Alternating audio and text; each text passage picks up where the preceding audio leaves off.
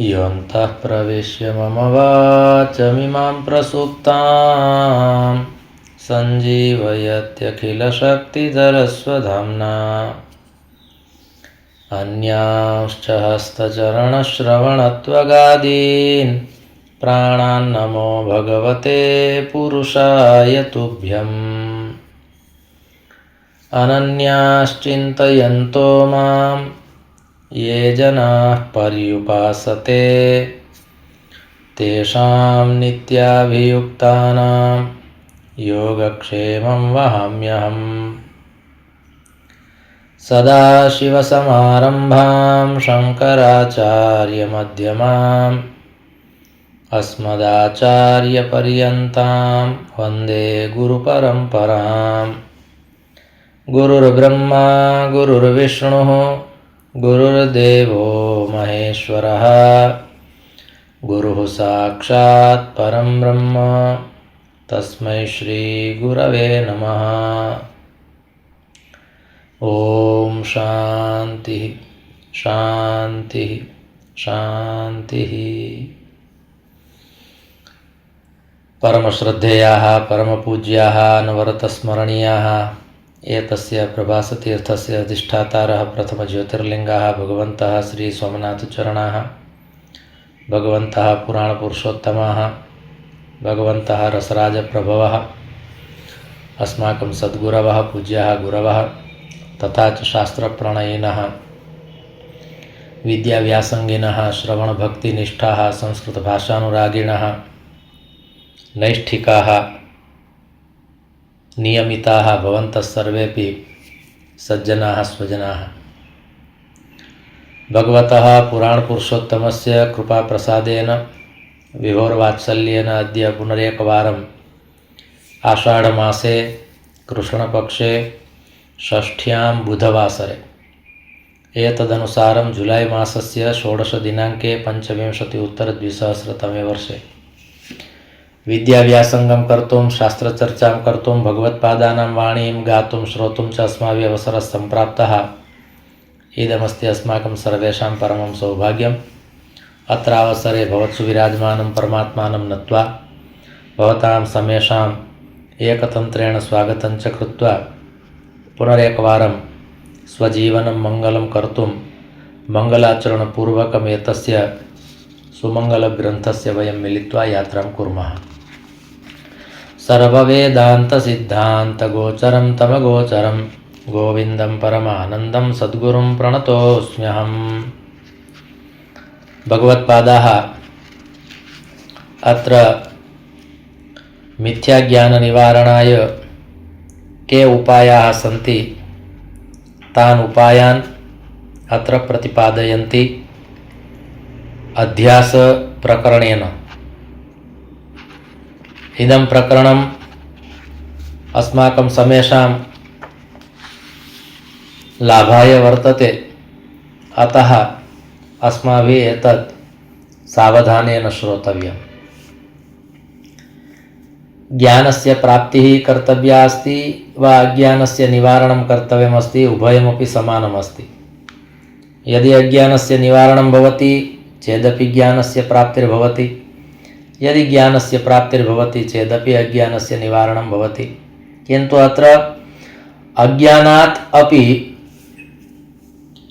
महत्त्वपूर्णं किमपि अस्ति चेत् मिथ्याज्ञानं, यस्य निवारणम् अस्माभिः कर्तव्यमस्ति। अज्ञानं तु तथापि वरं, मिथ्याज्ञानं बहु कष्टकरमस्ति। यद् ज्ञेयमस्ति तद्वयं न जानीमः, यद् न ज्ञेयमस्ति अथवा अन्यथा ज्ञेयमस्ति अथवा विपरीतं ज्ञेयमस्ति, तत्र यदि काचित् अस्माकं प्रवृत्तिर्भवति चेत् तद् भयानकं वर्तते। अतः अत्र भगवत्पादाः स्वाध्यासापनयं कुरु इत्यनेन मिथ्याज्ञाननिवारणाय किं किं कर्तुं शक्यते तदर्थमत्र एकः उपायः यः दर्शितः अस्ति, सः श्लोकः वर्तते। अन्नादानविसर्गाभ्यामीशन्नास्ति क्रियामुनेः तदेकनिष्ठया नित्यं स्वाध्यासापनयं कुरु। एतस्य श्लोकस्य यात्रा चलति। किमस्ति तर्हि ऋषयः मुनयः न खादन्ति एवं नास्ति, ते भोजनं न स्वीकुर्वन्ति एवं नास्ति, किन्तु भोजनावसरे भोजनं प्रति कीदृशी प्रीतिरस्ति तद् ज्ञेयमस्ति।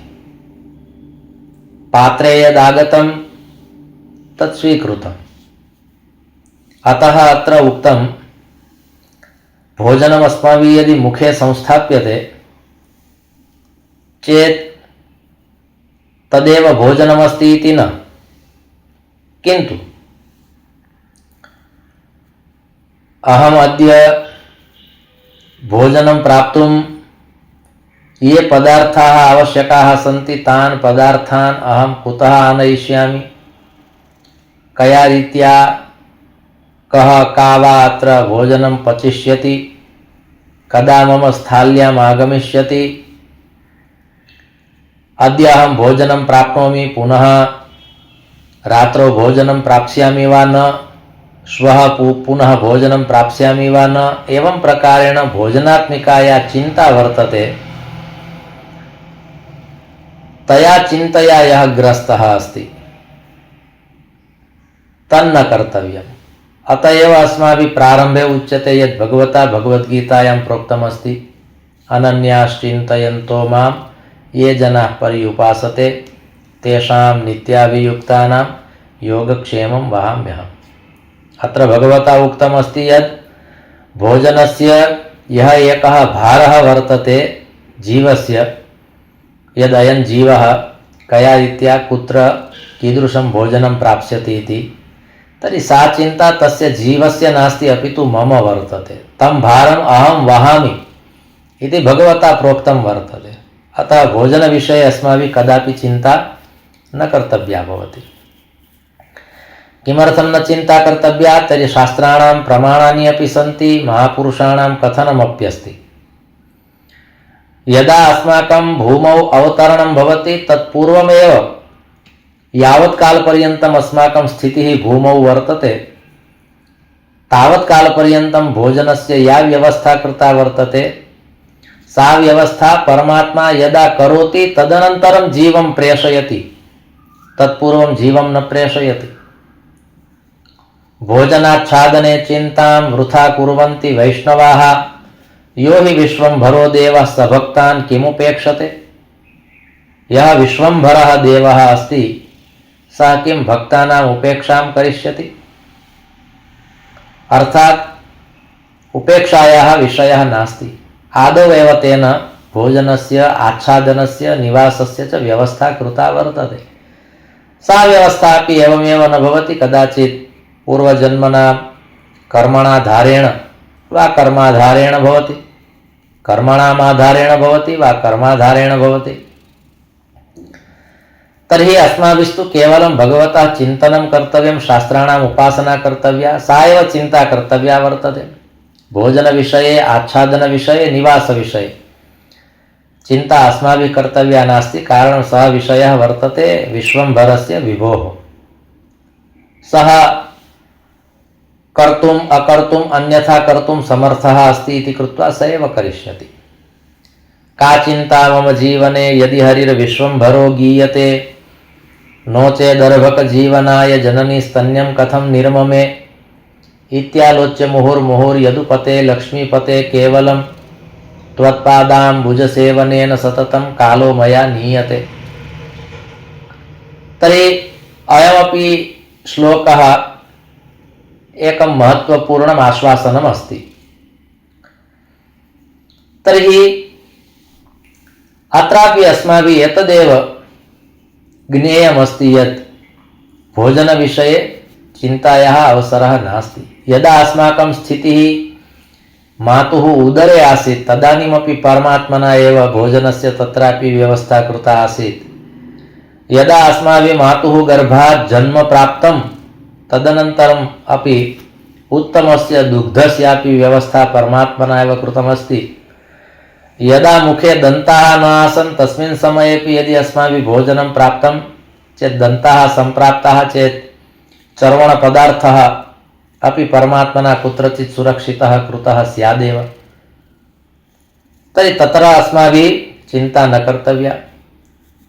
सः विश्वम्भरः अस्ति इति एकं नाम प्रसिद्धं वर्तते। समग्रं विश्वं बिभर्ति इति विश्वम्भरः। यो हि विश्वम्भरो देवः स भक्तान् किम् उपेक्षते? सः भक्तानां कदापि उपेक्षां न करिष्यति। अतः अत्र केवलं स्थाल्यां भोजनं पक्त्वा आगच्छति तावती एव चिन्ता न, किन्तु कया रीत्या भोजनसामग्र्यः, कया रीत्या भोजननिर्माणं, केनाधारेण भोजनप्राप्तिः, कदाचित् तादृशं भवति यत् भोजनसामग्र्यः सन्ति, भोजनमपि पक्तं पचितं स्थाल्यामपि आगतं, किन्तु भोक्तुं सामर्थ्यं नास्ति चेत् किम्? तर्हि अत्रापि इदमेव प्रोक्तमस्ति यद् एतस्मिन् विषये अस्माभिः चिन्ता कर्तव्या नास्ति, कारणं स एव सर्वं करोति। नान्यथा सर्वं भवति किन्तु हस्तयोः शक्तिरेव नास्ति चेत् कया रीत्या सः खादिष्यति, भोक्ष्यति? तर्हि सः एव सर्वं करोति। यदा अस्माभिः कदाचित् स्वहस्तेनैव भोजनं क्रियते किन्तु तद् भोजनं मुखं प्रविशति, पश्चात् यदि कदाचित् कण्ठावरोधः भवति, भोजनस्य अवतरणं न भवति उदरं प्रति चेत् किम्? उदरं प्रति कदाचित् भोजनस्य अवतरणमपि भवति, किन्तु तस्य भोजनस्य या पाचनात्मिका प्रक्रिया वर्तते तन्न भवति चेदपि किम्? अत एव अस्माभिः उच्यते पचाम्यन्नं चतुर्विधं। स्वयं भगवान् कथयति, अहं वैश्वानरो भूत्वा प्राणिनां देहमाश्रितः प्राणापानसमायुक्तः पचाम्यन्नं चतुर्विधम्। अहं चतुर्विधम् अन्नं पचामि। तर्हि अस्माभिः यत्किमपि भुज्यते, शाकाहारित्वेन मांसाहारत्वेन ये केचन जनाः यत्किमपि खादन्ति, तस्य भोजनस्य पाचनात्मिकी या प्रक्रिया वर्तते तां प्रक्रियामपि स एव परमात्मा, स एव विश्वम्भरः, स एव वैश्वानरः, स एव करोति। तर्हि तत्र तस्मिन् विषयेपि अस्माभिः चिन्ता न कर्तव्या। भोजनं प्रति अस्माकम् अधिका रुचिः अस्ति, अधिका प्रीतिः अस्ति, तस्य किं प्रमाणं? तर्हि यद् भोजनं रोचते तस्य भोजनस्य कश्चित् चर्चां करोति चेदपि अस्माकं मुखे जलमागच्छति, स्थाल्यामागच्छति, किन्तु यावत् प्रार्थना न भवति तावत् भोजनं कर्तुं न शक्यते। तर्हि मनसि पुनः तादृशः भावः आगच्छति यत् कया रीत्या मया एतत् सपदि झटिति भोजनं स्वीकर्तव्यमस्ति, यदि प्रार्थना भवति चेत् अहं साक्षात् भोजनं कर्तुं प्रभवामि। तर्हि एतत् सर्वं वर्तते भोजनं प्रति अनुरागः। भोजनं न कर्तव्यमिति अत्र कथनस्य तात्पर्यं नास्ति, किन्तु भोजनं प्रति यः अधिकः अनुरागः अस्ति, यत् झटिति अद्य अहम् एतत् प्राप्नोमि। केचन जनाः तु एकादश्याम् उपवासं कुर्वन्ति, फलाहारादिकं स्वीकुर्वन्ति, किन्तु एकादश्यामेव पुनः ते निर्णयमपि कुर्वन्ति यत् द्वादश्यां पुनः एतस्य भोजनस्य यदि निर्माणं भविष्यति चेदहं सुखेन भोक्ष्यामि। वा स एव कथयति, अद्य तु एकादशी अस्ति, अद्य मया एतद् भोक्तुं न शक्यते, किन्तु श्वः एतस्य भोजनस्य व्यवस्था भवद्भिः कर्तव्या इति गृहे सूचना दीयते। एवं प्रकारेण यदा व्यवहारः भवति एतस्य अर्थः भवति भोजनं प्रति अत्यधिकः अनुरागः वर्तते। ऋषीणां मुनीनां तन्न आसीत्। शुष्कै तृणैर् वनगजा बलिनो भवन्ति, कंदैर्फलैर्मुनिगणा क्षपयन्ति कालम्। तर्हि ऋषिभिः मुनिभिः भोजनं प्रति अनुरागः न दर्शितः। यत् प्राप्तं तत् पर्याप्तम् इति भावनया तैः भोजनं स्वीकृतम्। अस्माकं तु अद्य अहं भोजनं करिष्यामि इति न, किन्तु समग्रस्य मासस्य अपक्वम् अन्नम् अस्माकं गृहे भवतु। यदि एकस्य मासस्य भवति चेदपि कदाचित् वरं, किन्तु कदाचित् कदाचित् अस्माकं तु परम्परायां सम्पूर्णस्य वर्षस्य धान्यम् अस्माकं गृहे आगच्छेत् एवं च स्थिरं भवेत्, तैलादिकम् आगच्छेत् पुनश्च तत् स्थिरं भवेत् इति अस्माभिः सांसारिकैः व्यवस्था क्रियते।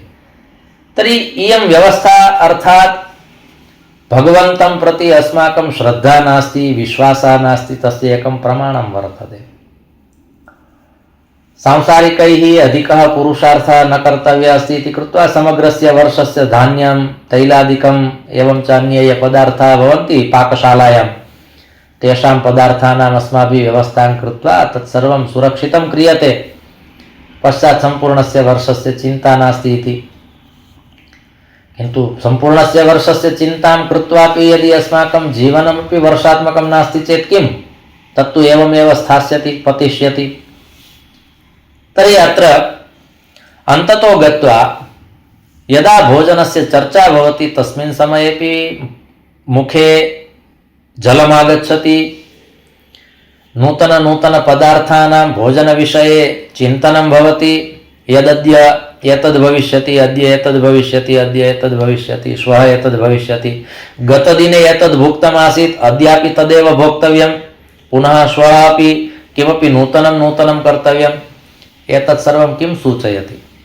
भोजनं प्रति अत्यधिकः अनुरागः वर्तते इति। तर्हि अत्र वेदाध्ययनेन अस्माकं मनसि ये केचन विचाराः निहिताः सन्ति ते सर्वेपि विचाराः सात्विकाः भवन्तु। तदर्थम् इन्द्रियनिग्रहः इति यदुक्तं वर्तते, जितेन्द्रियत्वं यत् प्राप्तव्यमस्ति तत् जितेन्द्रियत्वं सर्वप्रथमं प्राप्तव्यं वर्तते जिह्वायां, रसनायां। चेत् अन्येषु इन्द्रियेषु अस्माकं विजयः भविष्यति। किन्तु यदि जिह्वा अस्माभिः न जिता चेत् अन्येषाम् इन्द्रियाणां तु का कथा।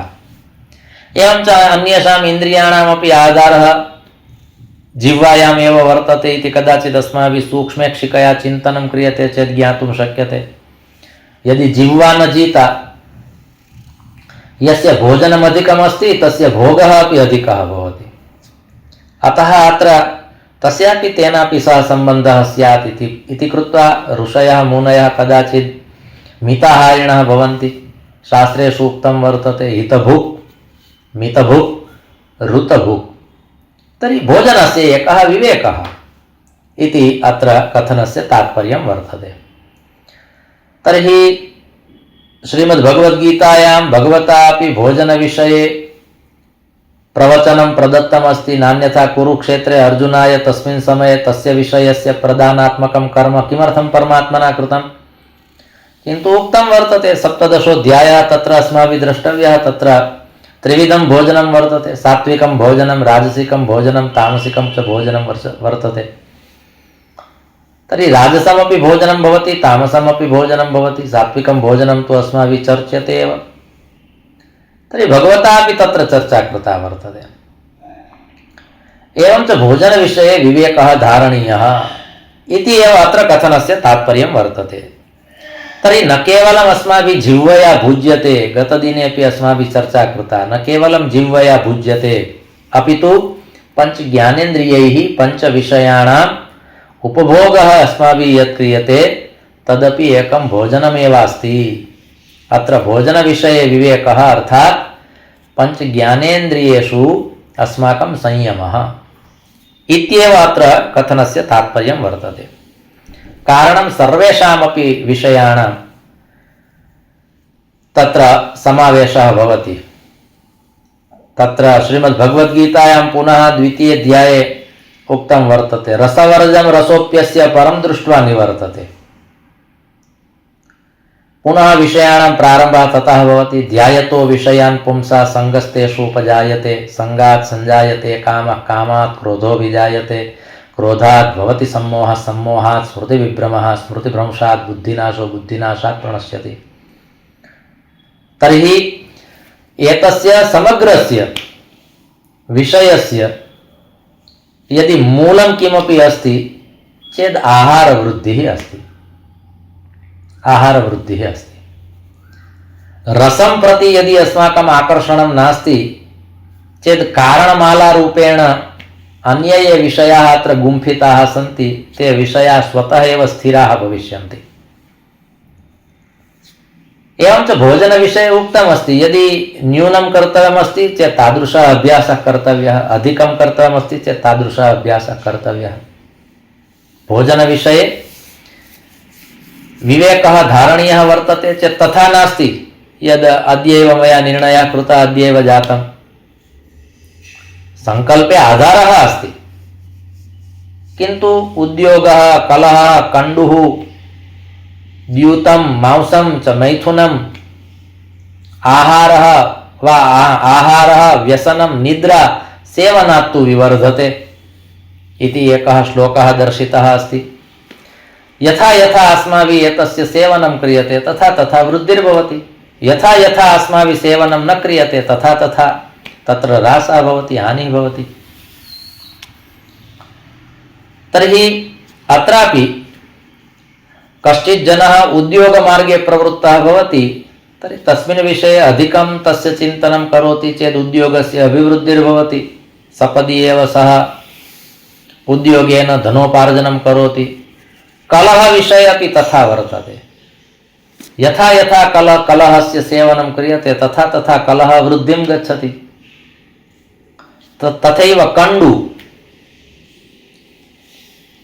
एवं प्रकारेण अत्र एतस्मिन् एकस्मिन् श्लोके यावन्तः विषयाः दर्शिताः सन्ति तत्र एकः विषयः वर्तते भोजनमपि। आहारः, व्यसनं, निद्रा सेवनात् तु विवर्धते। यः अधिकं स्वपितुम् इच्छति चेत् अधिका निद्रा आगच्छति, निद्रायाः त्यागः कर्तव्यः अस्ति चेत् साक्षात् निद्रायाः त्यागः भविष्यति। एतस्मिन् विषये अस्माकमेव निर्णयः महत्त्वपूर्णः भवति।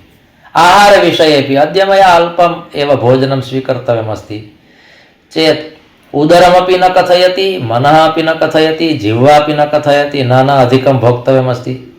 यदि ते कथयन्ति चेदपि अस्माभिः न दीयते चेत् तानि इन्द्रियाणि अन्यत् किमपि कर्तुं न प्रभवन्ति। तर्हि अत्र कथनस्य तात्पर्यम् इदमेव अस्ति यत् एतस्मिन् जगति यावन्तः विषयाः सन्ति तेषां सर्वेषां विषयाणां ग्रहणविषये अस्माकमेव विवेकबुद्धिः महत्त्वपूर्णा अस्ति। विवेकबुद्ध्या यदि निर्णयः क्रियते, ममत्वभावेन यदि भोजनविषयेपि निर्णयः क्रियते, अद्य तु अधिकं भोक्तव्यमस्ति, पर्याप्तमात्रायां भोक्तव्यमस्ति चेत् तेन प्रकारेण आहारः भवति। भवतु सर्वं स्थाल्यां पतितमस्ति, मुखे जलमपि नागतम्, एवञ्च अस्माभिः उक्तं भवतु स्थाल्याम् आगतं किन्तु उदरं प्रति न गमिष्यति, न भोक्तव्यमस्ति अर्थात् न भोक्तव्यमस्ति, निर्णयः अस्ति, अन्यत् किम्?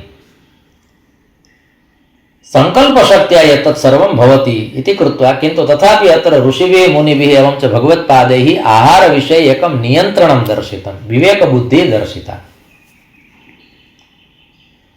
भगवद्गीतायां पुनः भगवता उक्तं वर्तते युक्ताहार विहारस्य युक्तचेष्टस्य कर्मसु युक्तस्वप्नावबोधस्य योगो भवति दुःखः। तर्हि तत्रापि आदौ एव परमात्मना स्थापितं युक्ताहार विहारस्य, आहारः अपि युक्तः अर्थात योग्यः अर्थात पर्याप्त मात्रायां शरीरं चलेत्, जीवनं चलेत्, तावत् परिमितं भोजनम् अस्माभिः स्वीकर्तव्यं वर्तते। अस्माकं स्थितिः तु तादृशी वर्तते, अस्माकं नाम युष्माकं स्थितिः तादृशी न स्यात्। अहं मम विषये कथयामि। कदाचित् तथा भवति यत् भोजनेन अस्माकं जीवनं चलेत्, तदर्थम् अस्माभिः भोजनं स्वीकर्तव्यमस्ति, किन्तु कदाचित् तावत् भोजनं भवति यत् शरीरमपि न चलेत्, पुनः तत्रैव शयनं कर्तव्यं भवति। तर्हि अत्रापि अस्माभिः एतत् स्वीकर्तव्यं भवति। केचन जनाः तादृशाः भवन्ति, तावत् पर्याप्तमात्रायां भुनक्ति, ते भुञ्जन्ति, खादन्ति, भोजनं स्वीकुर्वन्ति, पश्चात् अस्माभिः उच्यते यद् इदानीं चलतु, आयुर्वेदस्य तु नियमः वर्तते यत् भुक्त्वा शतपथं गच्छेत्। भुक्त्वा अस्माभिः किञ्चित् चलित्वा गन्तव्यं वर्तते। भुक्त्वा शतपथं गच्छेत् छायायां च शनैः इति नियमः वर्तते। किन्तु ते कथयन्ति न पर्याप्तमात्रायां भोजनं सञ्जातम् इति कृत्वा अहम् एकं पदमपि चलितुं न शक्नोमि, इदानीं तु मया वामकूक्षी कर्तव्या भविष्यति। एवं प्रकारेण सः चिन्तयति। तर्हि तावत् न भोक्तव्यमस्ति यत् भुक्त्वा अस्माकं शरीरमपि सहजतया न चलेत् वा चलितुं सक्षमं नास्ति इति एतादृशी स्थितिर्न भवेत् तदपि अस्माभिः द्रष्टव्यमस्ति। किन्तु भुक्त्वा चलित्वा गन्तव्यमस्ति, किन्तु केचन जनाः भुक्त्वा चलितुमपि न प्रभवन्ति। तर्हि अत्र भोजनविषये एकः विवेकः दर्शितः। ममत्वभावेन स्वादात्मिकया जिह्वया एव भोजनं क्रियते। कारणं स्वादस्तु जिह्वायां वर्तते, उदरे नास्ति। स्वादग्रहणस्य यदा विषयः वर्तते, अतः आयुर्वेदे तथा उक्तं वर्तते यत् क्षुद् एकः रोगः अस्ति। यदा बुभुक्षा भवति, भोक्तुम् इच्छा भवति चेत् एकः रोगः अस्ति, भोजनम् औषधम् अस्ति। एवं च औषधस्य कदापि अस्माभिः स्वादः न द्रष्टव्यः भवति। औषधं तु एवमेव स्वीकर्तव्यं वर्तते। वैद्येन यदौषधं दत्तं तदौषधम् अस्माभिः स्वीकर्तव्यं। तथा न वक्तव्यं भवति वैद्यं प्रति यद् स्वादिष्टम् औषधमेव देयं, कारणं मया भोक्तव्यमस्ति। औषधस्य स्वादः न भवति। भोजनम् औषधम् अस्ति, औषधे स्वादः न द्रष्टव्यः। क्षुधा बुभुक्षा एकः रोगः अस्ति, अतः रोगनिवारणाय औषधम् आवश्यकं। तर्हि औषधप्रदानात्मकं कर्म एकम् अस्माभिः कर्तव्यमस्ति, तावदेव, अन्यत् न। तर्हि अत्र तदुक्तं यद् ऋषिभिः मुनिभिः कदापि भोजनं प्रति अधिका प्रीतिः न दर्शिता। यावन्ति शास्त्राणि अस्माभिः पठितानि श्रुतानि अद्यावधि, तर्हि तत्र भोजनविषये ये केचन विषयाः आगताः, भोजनविषये यत्किमपि आगतं तत्र तथा न कुत्रचिदपि ज्ञातं यत् एतस्य ऋषेः भोजनं प्रति बहु अनुरागः आसीत्। विश्वामित्रः यत्र कुत्रापि भोजनस्य निमन्त्रणं स्वीकरोति स्म इति कथा वर्तते, किन्तु तथापि भगवता श्रीकृष्णेन उक्तं वर्तते, गोप्याः सम्बोधिताः सन्ति। एवं च विश्वामित्रस्य सान्निध्यं लब्ध्वापि तथा उक्तं वर्तते यद् अद्यावधि मया भोजनग्रहणं न कृतमस्ति चेत् इयं यमुना मार्गं दास्यति। एवं च यमुना तस्मिन् समये मार्गं ददाति। तर्हि तथा विचारयन्ति यद् अनेन तु बहु भोक्तं वर्तते। सः विश्वामित्रः न अपि तु अगस्त्यमुनिः।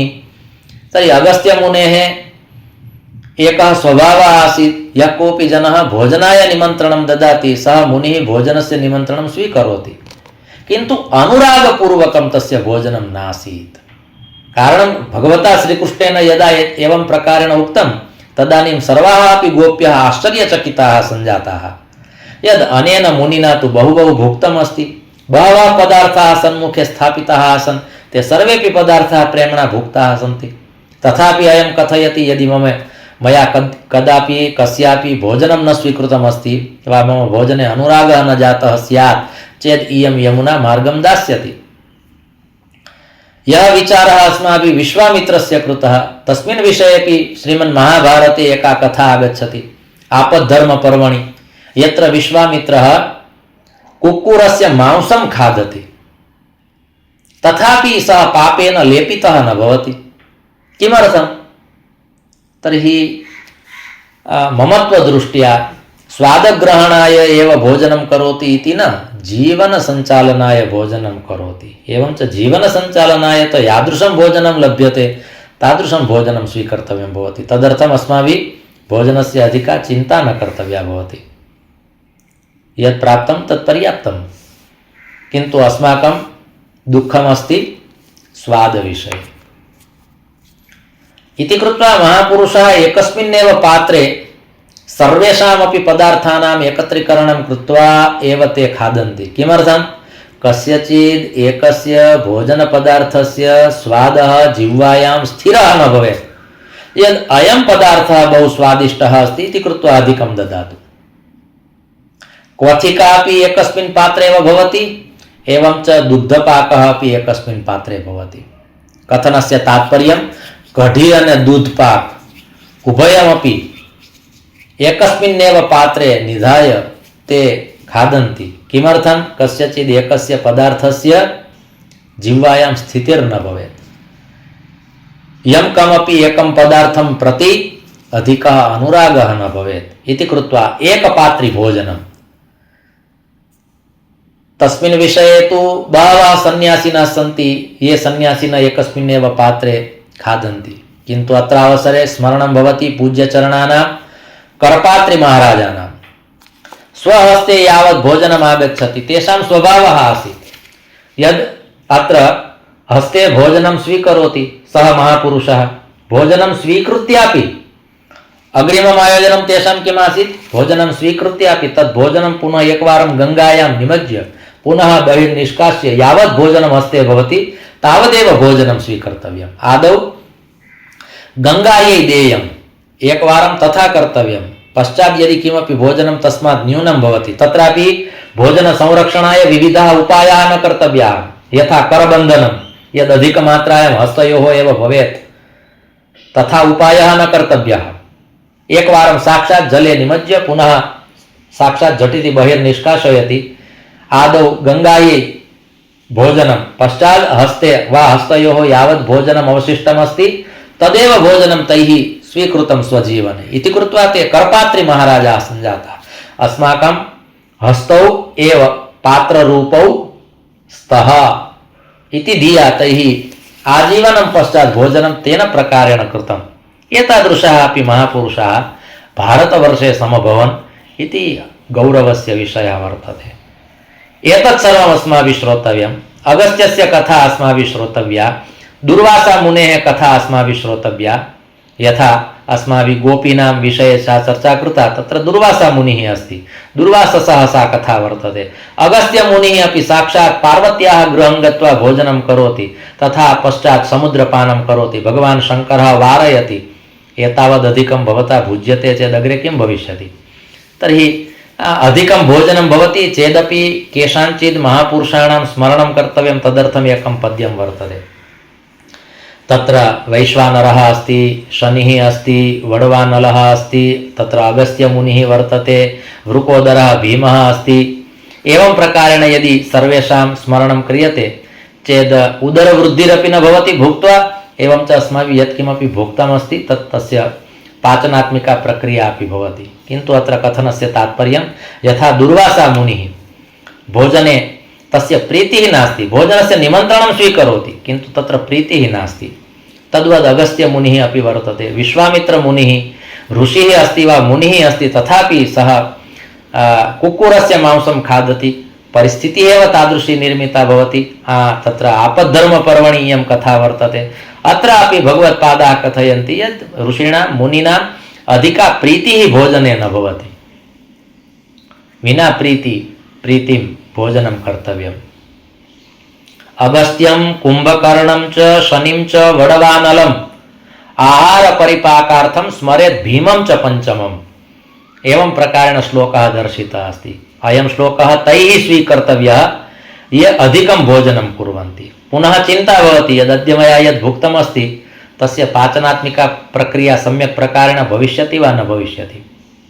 तर्हि तत्रापि येषां स्मरणं कर्तव्यमस्ति तत्र उक्तम् अगस्त्यं पर्याप्तमात्रायां भोक्तुं सामर्थ्यमासीत् अगस्त्यमुनेः, किन्तु सदा सर्वदा तैः तावदेव भुक्तमिति न, किन्तु भोजनस्य निमन्त्रणं प्राप्नुवन्ति चेत् सम्यक् प्रकारेण भोजनं कर्तुं प्रभवन्ति, न प्राप्नुवन्ति चेत् चिन्तामपि न कुर्वन्ति। तादृशाः इमे सर्वेपि सन्ति।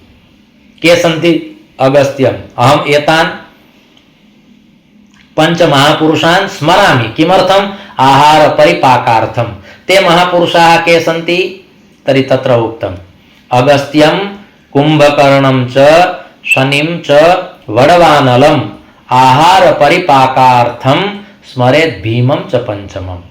एते पञ्चजनाः तादृशाः सन्ति ये सम्यक् प्रकारेण भोक्तुं शक्नुवन्ति। न केवलं भोक्तुं शक्नुवन्ति अपितु तेषां सामर्थ्यमपि वर्तते यत् सम्यक् प्रकारेण ते भोजनस्य पाचनमपि कर्तुं ते प्रभवन्ति।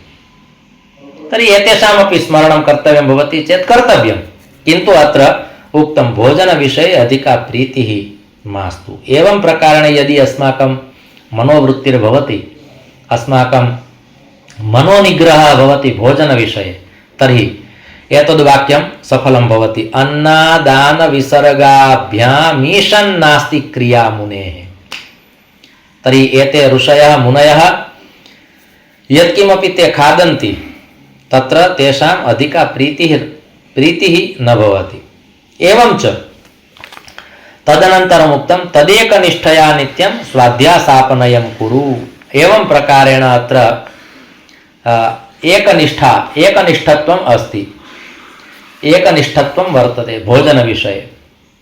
तर्हि तद्भोजनम् अस्माभिः सावधानेन कर्तव्यं वर्तते। अत्र भोजनस्य एकः विवेकः एव भगवत्पादैः दर्शितः वर्तते। इदमेव एकं कथनस्य तात्पर्यं वर्तते। इन्द्रियनिग्रहः भोजननिग्रहेण भवति। आदौ एव अस्माभिः उक्तं जितं सर्वं जिते रसे। यदि रसना जिता चेत् सर्वं जितं। तर्हि एवं प्रकारेण यदा प्राप्यते तदा भुज्यते, न प्राप्यते चेत् चिन्ता न क्रियते। अद्य उपवासः अस्ति। प्राचीनपरम्परायां यदा ब्रह्मचारिणः भिक्षाटनार्थं गच्छन्ति स्म तस्मिन् समये भिक्षां प्राप्य गुरुं प्रति ते निवेदयन्ति स्म। पश्चात् गुरुणा एव तस्याः भिक्षायाः विभाजनं कृत्वा सर्वेभ्यः छात्रेभ्यः दीयते। कश्चित् छात्रः यदि तस्मिन् समये न प्राप्नोति चेत् सः छात्रः तथा न कथयति, भो गुरो अहं भिक्षां तु आनीतवान्, अहं भिक्षां तु निवेदितवान्, किन्तु तस्याः भिक्षायाः मया भागः न सम्प्राप्तः, भवता मह्यं न प्रदत्तं वा भवता मह्यं सा भिक्षा न प्रदत्ता, मम भागः कुत्र वर्तते। एवं प्रकारेण कदापि ब्रह्मचारी न पृच्छति स्म। सः ब्रह्मचारी तथा विचारयति स्म यदद्य मया उपवासः कर्तव्यः वर्तते इति कृत्वा गुरुणा मह्यं भिक्षा न प्रदत्ता वर्तते। तर्हि ब्रह्मचारिणां ये धर्माः सन्ति तत्र अयमपि एकः धर्मः वर्तते। भोजनविषये सः ब्रह्मचारी न वदति, भजनविषये पठनविषये वदति, भो गुरो अद्य मया अध्ययनं कर्तव्यमस्ति, भवता गतदिवसे यः पाठः प्रदत्तः आसीत् सः पाठः मया सिद्धः कृतः वर्तते, कण्ठस्थीकृतः वर्तते, अद्य अहम् अधिकं पाठं स्वीकर्तुम् इच्छामि, तर्हि दीयताम् इति तत्र पठनावसरे सः दातुं कथयति यद्दीयताम्, किन्तु भिक्षावसरे सः वक्तुं न शक्नोति यद्दीयतां मया न प्राप्ता। सः तथा विचारयति यदद्य मम गुरुः उपदेशस्य दीक्षां ददाति, पाठं ददाति इति कृत्वा मया अनाहारत्वेन भाव्यं वर्तते, अतः गुरुणा न प्रदत्तं, भोजनं न प्रदत्तं, भिक्षा न प्रदत्ता। एवं प्रकारेण सः ब्रह्मचारी विचारयति। कीदृशी उत्तमा अस्माकं परम्परा वर्तते। वर्तमानकाले तु छात्राः यदि छात्रालये भोजनं न प्राप्नुवन्ति वा भोजने किमपि निर्गच्छति चेत् कोलाहलं कुर्वन्ति, यदेतदेतत् निर्गतम्, एतादृशं भोजनमस्ति, किमर्थम् एतादृशी व्यवस्था वर्तते। एवं प्रकारेण कोलाहलः भवति। विचारयन्तु प्राचीना परम्परा अस्माकं कीदृशी, एवं च वर्तमानकालीना स्थितिः कीदृशी। एतत् सर्वं मनसि निधाय अन्ततो गत्वा अस्माभिः भोजनविषये विवेकः धारणीयः वर्तते। एवं प्रकारेण यदि अस्माभिः अन्नस्य स्वीकृतिः क्रियते चेदेव अन्नं ब्रह्म इति वक्तुं शक्यते। अस्तु, अद्य एतावदलं। द्वाभ्यां श्लोकाभ्यां सत्रमिदम् अस्माभिः भगवच्चरणयोः समर्प्यते। धर्मस्य विजयो भूयाद् धर्मस्य पराभवः, प्राणिनां चैव सद्भावः भूयाद् विश्वस्य मङ्गलम्। सर्वे भवन्तु सुखिनः, सर्वे सन्तु निरामयाः, सर्वे भद्राणि पश्यन्तु, मा कश्चित् दुःखभाग् भवेत्। ओम शान्तिः शान्तिः शान्तिः। ओम।